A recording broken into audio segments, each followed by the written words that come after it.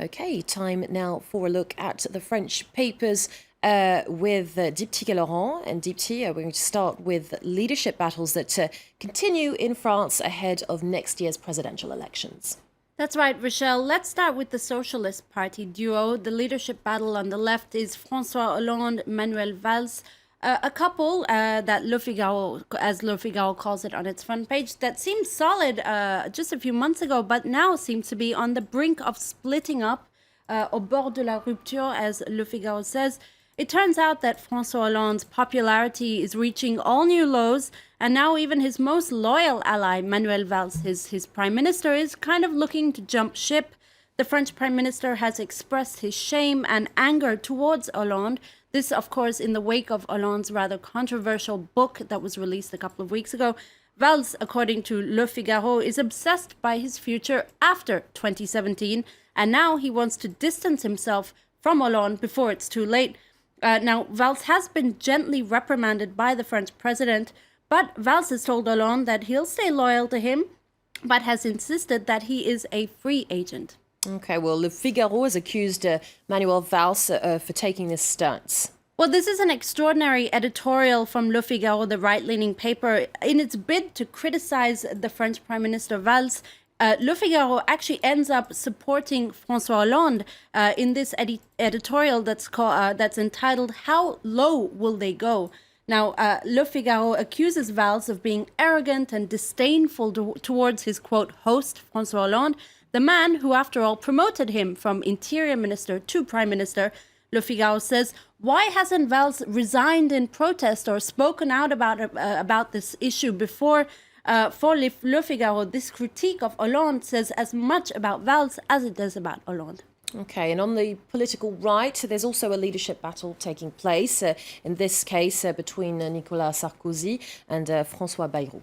Well, François Bayrou is, of course, the leader of the French centrist party, and he's actually not even candidate for for the Republican primaries later in November, but he sort of found himself in the middle of a battle of leadership between Nicolas Sarkozy and Alain Juppé, who are considered to be the frontrunners of that Republican primary.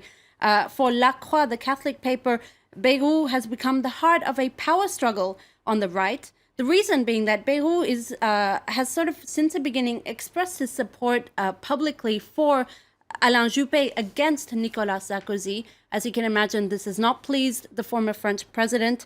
Sarkozy and his allies have lashed out at Bayrou, saying that back in 2012, he urged his supporters to vote for François Hollande against Nicolas Sarkozy. So they sort of see this as a campaign, I guess, or against Nicolas Sarkozy. Now, Libération reports that this weekend, Bayrou even took to Facebook to quote-unquote announce the defeat of Sarkozy, saying his aggressiveness is his weakness. And of course, there's one person, and it's no surprise, who's looking to benefit from this leadership turmoil. Well, that person, of course, is Marine Le Pen, the leader of the far-right party, who, as we all know, has been gaining strong territory in recent months. Now, for the right-wing newspaper L'Opinion, she's already in the starting blocks. You see in this cartoon here, she's ready, quite literally, to pole vault into power with her list of ambitions there. Her party has already managed to control certain cities. It has a European parliamentary presence that's quite strong. Now all that's left is to dominate the French regionals and then the presidential elections. All right, Diptyque, let's move on to a critical issue that's dominated Hollande's presidency early on. That's Opération Sangaris, launched by France to help quell unrest in the Central African Republic. Well, that was France's military operation in 2013, launched almost 3 years ago. It officially came to an end this past weekend. Now, at the time, the then French Foreign Minister Laurent Fabius defended France's military intervention of the Central African Republic, saying there was a risk of genocide. There was the Seleka rebel group that were gaining more and more territory in the country. But the French military operation, Opération Sangaris, was actually only meant to last just a few weeks, really. Instead, it has continued on for nearly 3 years. And as the operation officially comes to an end, it's of course been sullied by sordid accusations of certain French soldiers raping minors or using food as barter in exchange for sexual favors. In terms of the country, it still remains divided. and a total disarmament of the militia groups, the various militia groups in the Central African Republic, still has not been achieved. And you might remember this was one of the objectives of that French military operation. So it's not a very positive summary of those 3 years then.